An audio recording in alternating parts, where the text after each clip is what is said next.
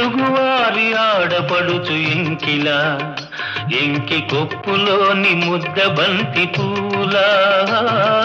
తెలుగువారి ఆడపడుచు ఎంకిలా, ఎంకి కొప్పులోని ముద్ద బంతి పూలా.